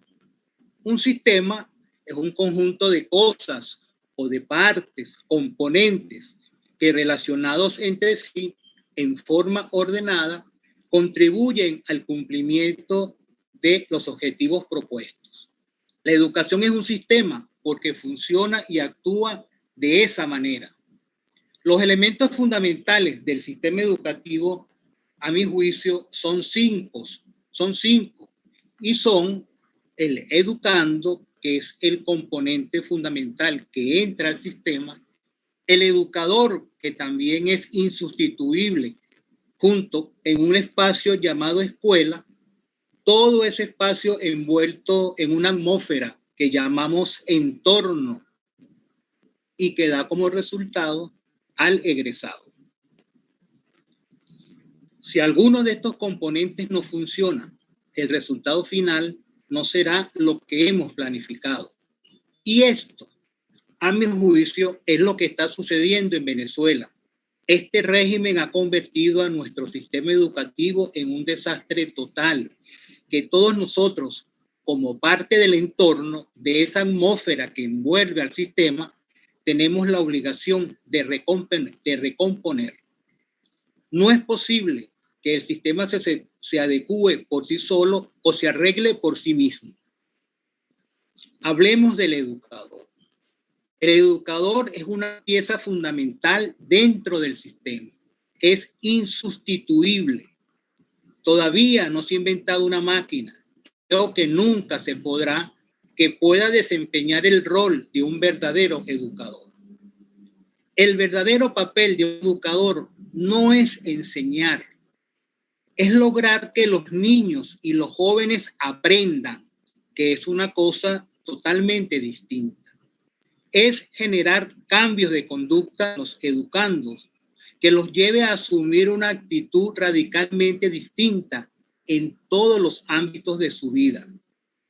Es inculcarle a través del modelaje, la imitación y el ejemplo los principios y valores que lo conducirán durante toda su vida a un estado de respeto a la dignidad de la persona humana, el bien común y la perfectibilidad de la sociedad civil. Es compartir las vivencias, sentimientos y emociones de sus educandos y lograr que aprendan a ser agradecidos de la vida, estimulándolos a que cada día sean mejores ciudadanos. Es inculcar en sus estudiantes que el fracaso solo es un alto en el largo camino de la vida y una oportunidad para seguir aprendiendo y desarrollándose. Por lo tanto, no hay que temerle al fracaso. Es lograr que sus alumnos sean críticos, emprendedores, creativos, resilientes, solucionadores de problemas, amantes de la paz y de la libertad, forjadores de democracia y esperanzas con muchos deseos de vivir. Pareciera que hoy el educador no cumple con muchas de estas cualidades, pero no todo es culpa de él. Quizás el entorno en donde se encuentra el sistema educativo no está cumpliendo la verdadera función que le corresponde. Lo cierto del caso es que hay que trabajar para lograr las cualidades que identifican a un buen maestro. Aparte de los problemas que nos ha traído la crisis y la pandemia, que también le han llegado al educador en los aspectos económicos, sociales, profesionales, políticos, tecnológicos y hasta morales, existen otros componentes de la crisis que embarga al educador de hoy, que se hacen necesarios resolver en el término de la distancia. Veamos algunos de estos elementos problemáticos en el día de hoy. Al educador lo han dejado solo por demasiado tiempo. Su lugar como agente de cambio en la sociedad se lo han arrebatado sin ninguna clase de contemplación. Al educador cada día lo están dejando con menos dignidad, en estado casi de depauperación en lo económico, en lo social, en lo político, en lo profesional y hasta en lo moral. Pareciera que la función casi exclusiva en el día de hoy para un cuidador es el de cuidador de niños en un lugar llamado escuela. Al educador lo ha dejado solo el mal llamado estado docente, que lo somete a una situación humillante para cumplir sus funciones en una escuela mal dotada, sin planificación alguna, muchas veces sin directores titulares que sepan realizar su trabajo, o lo que es peor, escuelas sin directores, con infraestructuras que no emocionan a nadie para visualizar un futuro mejor por parte de ellos mismos y de sus estudiantes. Al educador se le ha arrebatado por parte del régimen su Instituto de Previsión y Asistencia Social, IPASME, sostenido en gran parte con sus propios aportes. Al educador lo han dejado solo las universidades, que cuando califican a las carreras universitarias permiten que la de educación sea una de las peores en categoría. No actualizan el diseño curricular de la carrera y no ofrecen verdaderos programas de mejoramiento profesional y crecimiento personal. A los educadores lo han dejado solo las organizaciones que brindan cultura en el país, que no les permiten acceso a sus programaciones en condiciones especiales por la alta misión que desarrollan en la sociedad. A los educadores lo han dejado solo las autoridades legislativas del país, al permitir que se discutan y aprueban leyes que van en detrimento de la carrera docente, como es el adefesio del proyecto de ley para el ejercicio docente que actualmente se discute en la Asamblea Nacional y que exigimos que sea rechazado. A los educadores lo han dejado solo la sociedad civil, que solo ve en ellos a una persona que cuida a sus hijos durante determinado tiempo. A los educadores lo han dejado solo los políticos de ambos bandos.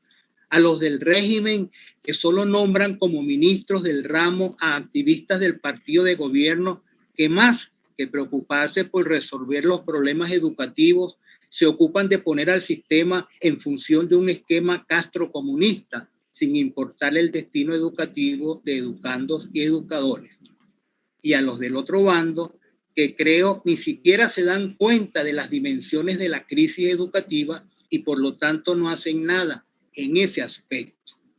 Los educadores sufren por parte del régimen castrocomunista la bandera de la victimización, a los cuales los somete la dictadura cuando en sus proclamas expresan que la situación de pobreza en América Latina es culpa del imperialismo, de la explotación yanqui, que se ha externalizado en toda la región, sobre todo en las capas más vulnerables de la población.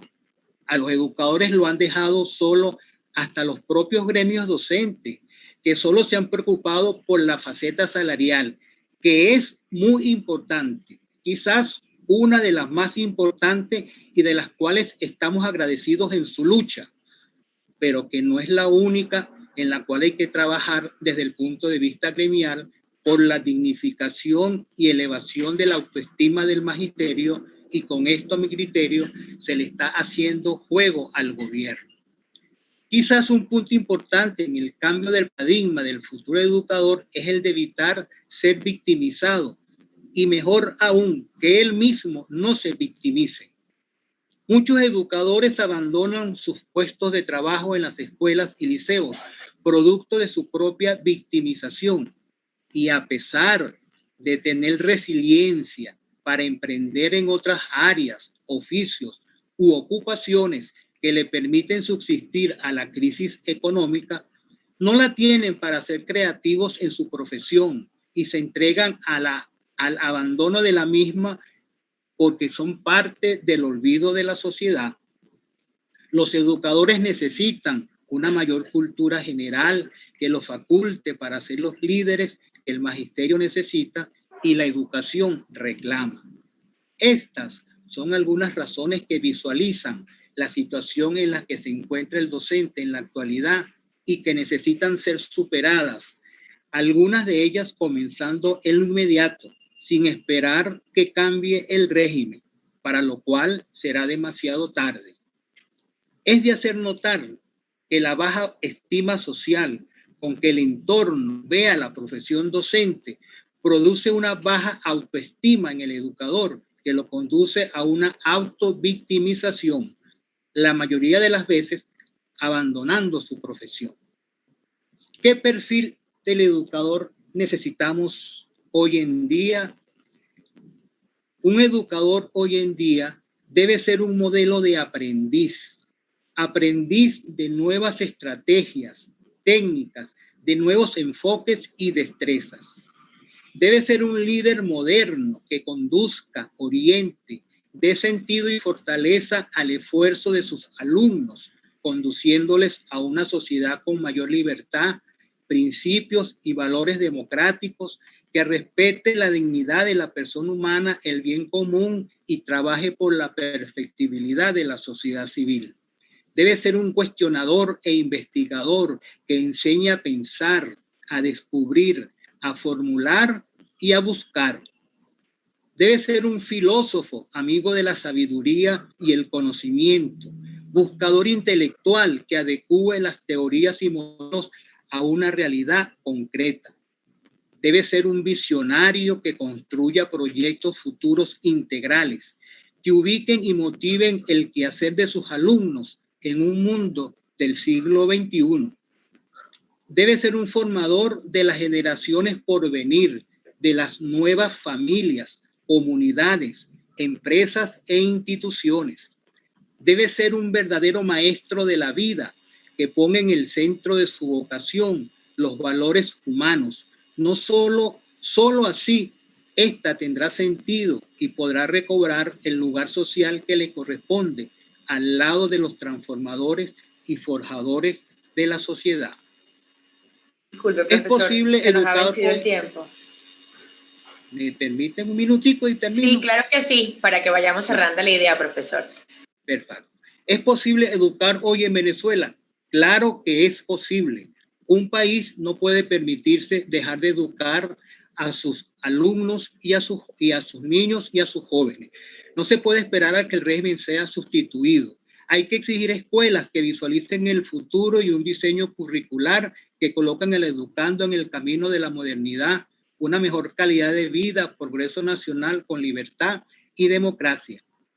Tengamos presente, y con esto termino, que toda la educación que hagamos hoy no solamente es para hoy, es fundamentalmente para el resto de nuestros días. Muchas gracias. Gracias a usted, profesor Manso. Agradecemos, por supuesto, a todos nuestros ponentes del día de hoy. Quiero comenzar entonces a leer los comentarios que hemos recibido desde la conexión de YouTube y desde este foro en la plataforma Zoom. Hacen una solicitud sobre si existe la posibilidad de alguna experiencia para apoyarse entre colegios, intercambiar experiencias y recursos.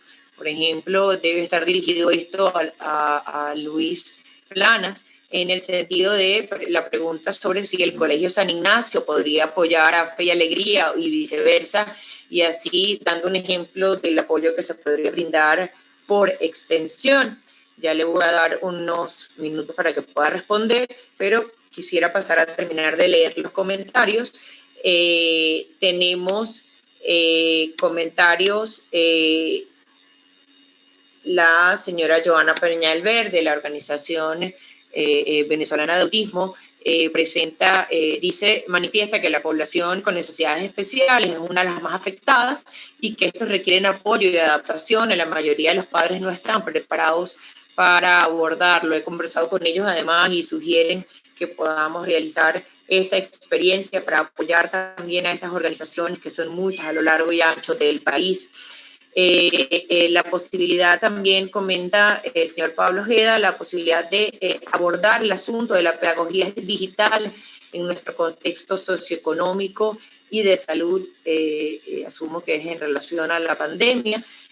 Luego, otro comentario dice que están muy de acuerdo que es necesario una evaluación exhaustiva de todos los elementos del sistema educativo, pero se preguntan, bueno, ¿quién realizaría esta? A la profesora Olga, que planteaba la evaluación que debe realizarse. Luego tenemos, bueno, saludos y por supuesto felicitaciones para cada uno de los ponentes, agradeciendo la oportunidad de formación y de información que se brinda a través de este foro. Comentarios en relación a, bueno, que lamentan mucho que evidentemente dentro de un régimen totalitario se anule la educación, que es uno de los fines más importantes que debería estar priorizado en el país, y que, bueno, lamentablemente la pandemia ha agravado la situación. En definitiva, son diversas los comentarios de felicitaciones para los ponentes, y quiero dar entonces la oportunidad, empezando por el tema del intercambio, que pudieran participar Luis Planas y la profesora Luisa en relación al intercambio que planteaba algunos de los participantes, que si pudiera existir entre las organizaciones apoyándose con recursos, experiencias, y luego la profesora Luisa, la profesora Olga, que pudiera plantearnos sobre el tema de cómo estaría planteada esa evaluación y por parte de quién. Entonces, por favor, Luis.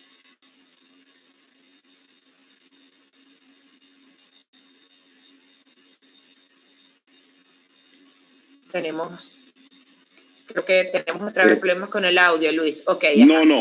No, fíjate. Okay.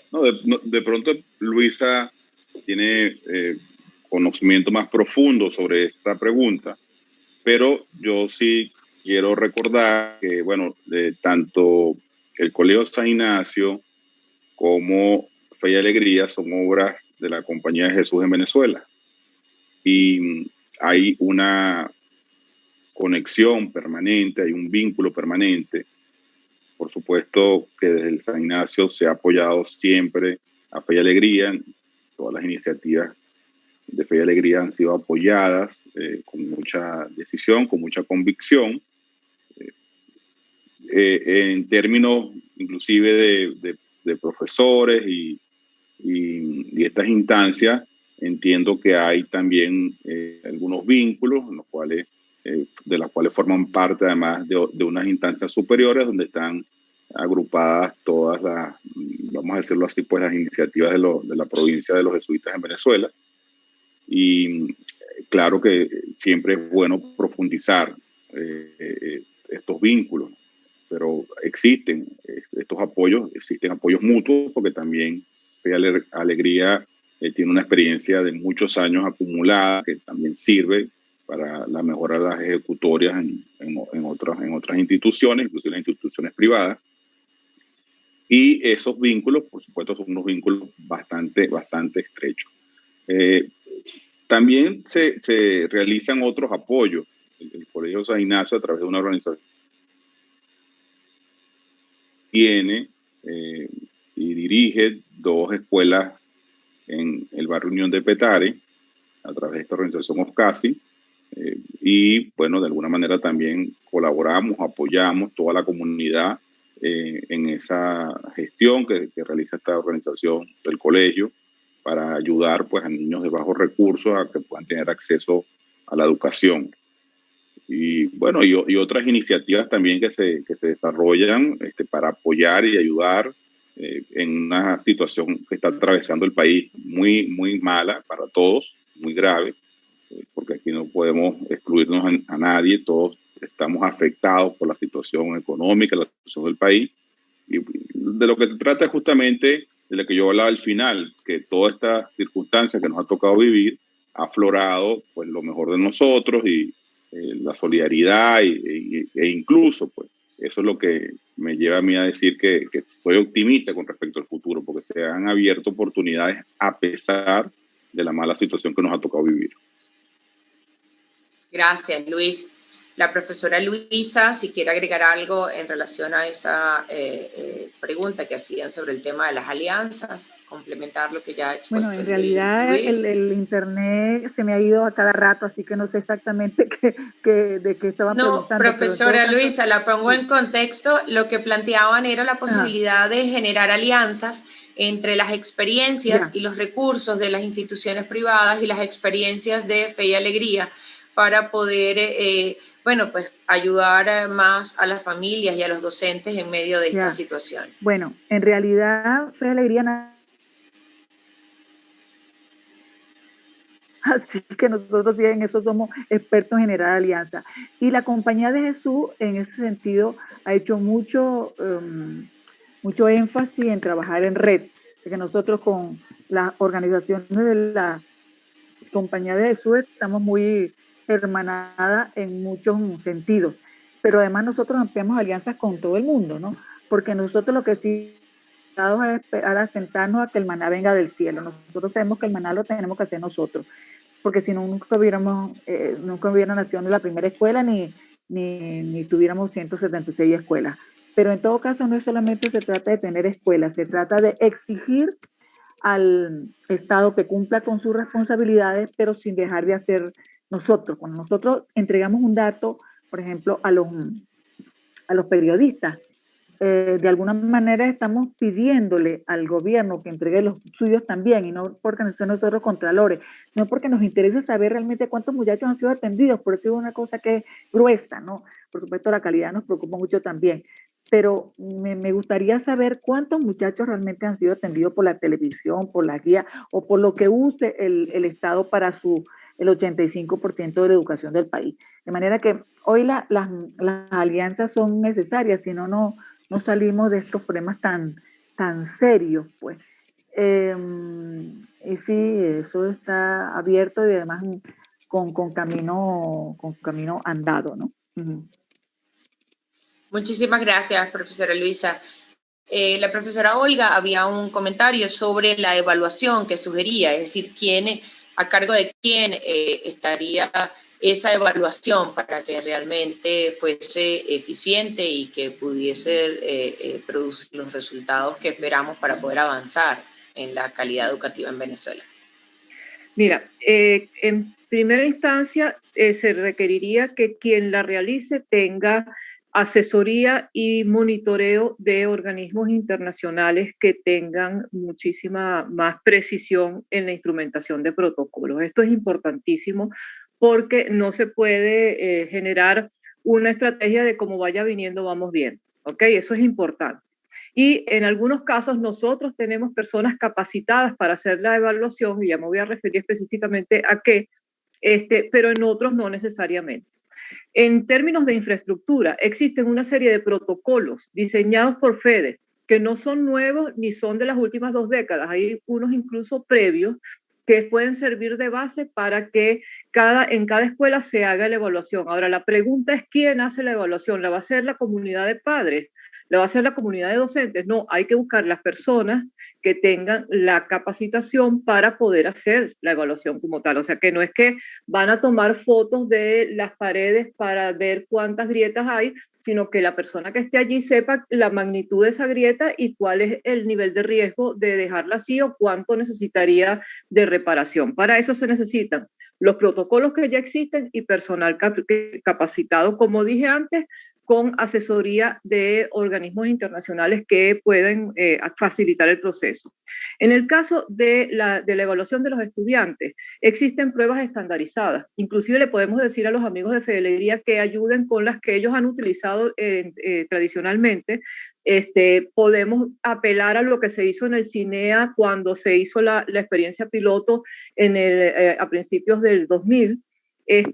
Pero hay otras pruebas estandarizadas y lo que tendríamos que hacer es seleccionar cuál es la que aplicaría en este momento para el sistema educativo venezolano con la, digamos así, con la modificación necesaria, porque muchas de las pruebas estandarizadas están diseñadas para 3er grado, 6º grado, etcétera. O sea, no están diseñadas año por año y eso habría que buscar la manera de que año a año, estudiante a estudiante.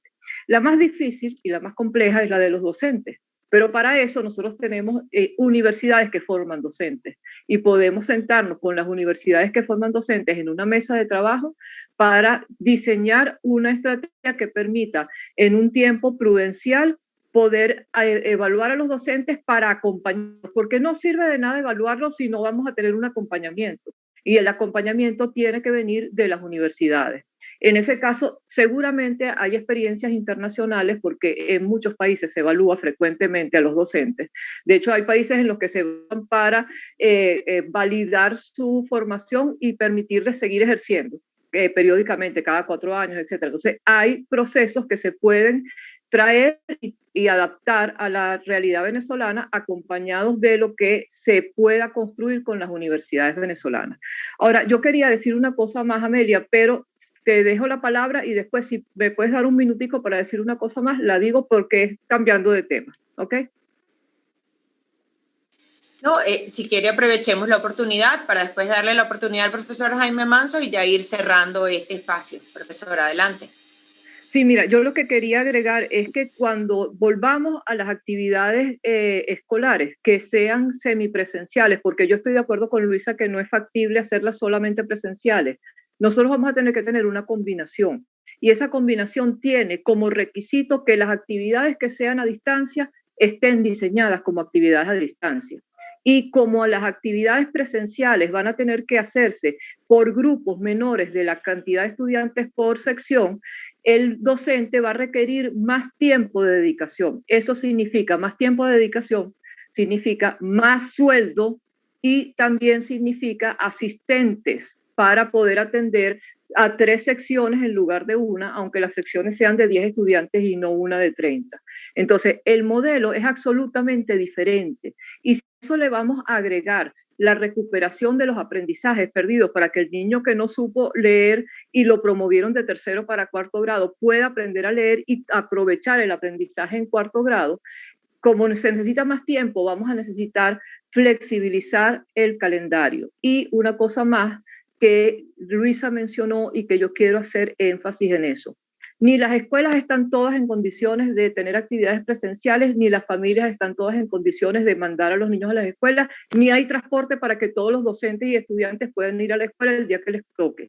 Por lo tanto, el sistema que se emplee tiene que permitir flexibilización y peculiarización. Cada escuela tendrá un esquema diferente y lo que necesitamos son protocolos estrictos en términos de calidad y de instrumentación que permitan que cada escuela avance hacia ese sistema mixto y después pueda pasar a un sistema presencial cuando le corresponda. Obviamente, en ese caso, parte del protocolo es, la escuela está en condición de infraestructura y de servicios. No, entonces no se puede aplicar en este caso. En este caso se puede aplicar, pero solamente el 30% de los niños puede asistir. Entonces, en este caso, el 30% de los niños puede asistir. ¿Cuándo puede comenzar a asistir más gente? O sea, eso es algo que rompe con la lógica que estamos acostumbrados en Venezuela a tener, porque todo se estandariza y todo es pura propaganda. Entonces nosotros tenemos que tener muy claro que el protocolo y la forma de instrumentación va a requerir más dedicación.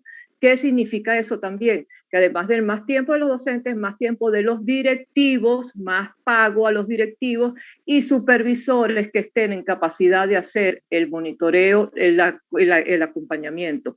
Porque los supervisores en Venezuela son político-partidistas en su mayoría y no tienen la formación correspondiente para poder hacer bien su trabajo. Ahora sí, muchísimas gracias por dejarme, que no fue un minuto, fue más de un minuto, Amelia, muchísimas gracias. Sí, bueno, pero gracias, valía la pena porque siempre he dicho que la lucha de los docentes no es solo por su reivindicación, sino por el futuro de nuestros hijos.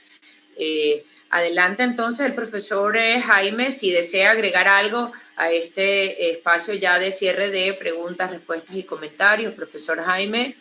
Muchas gracias. Yo soy de los que cree que el acto educativo es netamente presencial, porque el acto educativo no solamente tiene que ver con transmitir conocimiento, tiene que ver con transmitir valores, inculcar valor, y tiene que ver con la socialización de los educandos. Y es muy difícil que a través del internet, a través de una educación a distancia, ese acto de añadir valores al proceso se pueda dar. Yo estoy totalmente claro que a través del internet se pueden transmitir conocimientos y muchas veces esos conocimientos no tienen la necesidad de tener a un docente, porque se puede buscar en diversas aplicaciones que existen. Pero la educación como tal, cuando queremos añadirle valor a ese proceso, es necesario que nosotros tengamos un acto presencial. Ahora, ¿cuál es el problema que tenemos actualmente por la pandemia? Que tenemos que buscar las mejores condiciones, las que sean las mínimas que existan para que eso pueda ser. Y eso no puede esperar. Y eso no puede ser solamente ser ocupado por el gobierno. Las sociedades de representantes, los gremios docentes, la sociedad civil, las instituciones que tienen que ver con esto de proponer alternativas para el proceso educativo tienen que dar su palabra, expresar sus ideas, porque de lo contrario vamos a seguir en un juego político partidista por parte del régimen que no va a permitir sino a su conveniencia que esto se dé cuando ellos quieran y no cuando la necesidad del país lo amerita. Muchísimas gracias a todos nuestros panelistas del día de hoy. Antes de pasar a las conclusiones, quiero atender a esta solicitud que realizan a través del foro al instituto, a ver si es posible que puedan compartir con los participantes el día de hoy, que se inscribieron para este foro, las exposiciones y los estudios de los cuales ellos conversaban y exponían sus perspectivas. Bueno, para adelantar ya entonces en materia de las conclusiones, hemos visto a lo largo de este foro que a pesar o en medio de la difícil situación política, económica y social que atraviesa nuestro país, sumamos entonces la pandemia, el tema educativo entra en la peor crisis que ha tenido en la historia de nuestro país y ha estado marcada por una negligencia con todos los problemas que ha venido arrastrando el sistema educativo antes de la pandemia, la improvisación de la que han comentado todos durante este proceso difícil de dejar a los niños en sus hogares para poder resguardar sus vidas, esta improvisación en tema educativo, la incapacidad que ha habido además para atender y para responder y sentarse a debatir y a escuchar a los expertos en materia educativa en el país. Todo esto de manera, además, transversal, con la ausencia de la voluntad política para poder resolver y atender los asuntos importantes en materia educativa, la ausencia de una capacidad gerencial para poder hacer bien las cosas, la negación a escuchar ideas y propuestas de quienes hasta el día de hoy se han venido formando y preparando para poder fortalecer el sistema educativo en Venezuela, y definitivamente lo que vemos todos los venezolanos, una gran indolencia que se ve evidente ante la inacción en relación a la crisis que atraviesa el país y sobre todo el sector educativo, sin tomar en cuenta que lo que está en juego en definitiva es el futuro de nuestros hijos y el futuro de la nación si no se atiende el tema educativo. Yo quiero cerrar con unas palabras que decía uno de los estudiantes en su testimonio, y decía, no fueron preparados para eso, es decir, sus docentes no estaban preparados para eso, pero yo quiero agregar que ni los docentes, ni los padres, ni los estudiantes estábamos preparados para enfrentar esta pandemia con el tema educativo, pero tampoco estábamos preparados para el momento político histórico que nos ha tocado vivir y que nos ha tocado enfrentar. Y yo quiero enviar este mensaje de optimismo que rescataba el doctor Abeledo al inicio, de esperanza, y es que espacios como este, donde vamos a seguir debatiendo, donde vamos a seguir escuchándonos y donde vamos a seguir presentando propuestas, no nos vamos a cansar y vamos a seguir insistiendo para que no le roben los sueños a los hijos de Venezuela y para que finalmente podamos disminuir las desigualdades, aumentar las oportunidades y que nadie se robe los sueños de los niños y de los jóvenes en Venezuela. Agradecida con el Instituto Fermín Toro, con la Universidad Católica Andrés Bello, con nuestros panelistas y con todos los participantes que nos acompañaron en esta mañana, y espero que este sea el inicio de muchos encuentros para seguir debatiendo y haciendo propuestas para mejorar la calidad de la educación en Venezuela y así poder brindar un mejor futuro a nuestros hijos. Muchísimas gracias a todos. Feliz día. Gracias a ustedes por la oportunidad. Que tengan buenas tardes. Muchísimas gracias. Buenas tardes. Muy buenas tardes a todos.